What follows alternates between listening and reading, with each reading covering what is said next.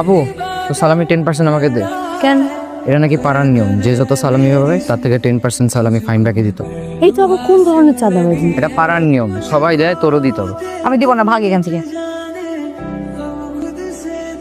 আপনি বাচ্চাদেরকে চাঁদাবাজি শেখাচ্ছেন কেন শুনি? এই সব কিছুতে এত নেগেটিভিটি খোঁজেন কেন? চাঁদাবাজির মধ্যে তো আমি কোনো পজিটিভ কিছু খুঁজে পাচ্ছি। চাঁদাবাজি এটাই পাড়ার ঐতিহ্য, যেটা আমি অনেক বছর ধরে করে আসছি। আজব জিনিস। এটার মধ্যে আবার ভালো কাজের। ভাই এই যে সবাই নিয়ে চলে আসছি। খুব ভালো করছিস, এখানে লাইন ধরে ওরা দাঁড় করায় দে, খাবারগুলো দিয়ে দে। লাইনে দাঁড়াও, এক এক করে আসো। এই নাও, এটা তোমার ঈদের সালামি, ঠিক আছে? ভাই খাবার দিয়ে দেবে? হ্যাঁ খাবার দিয়ে দে। এই যে নতুন নোট, তোমার ঈদের সালামি, এইটা তোমার। হাসি দাও, হাসি। এইটা নাও তোমার। আল্লাহ হাফেজ, আল্লাহ হাফেজ। যাও যাও যাও, সবাই যাও, বাসায় যাও। এই এটা নে।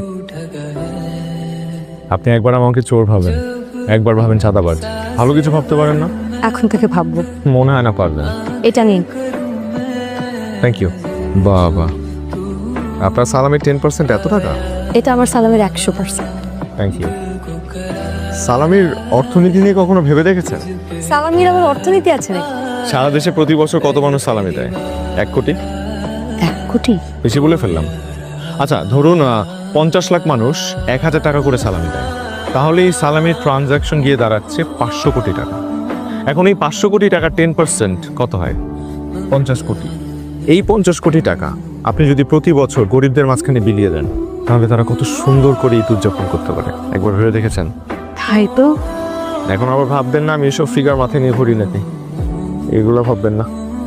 না না, এমন কিছু খাবো না।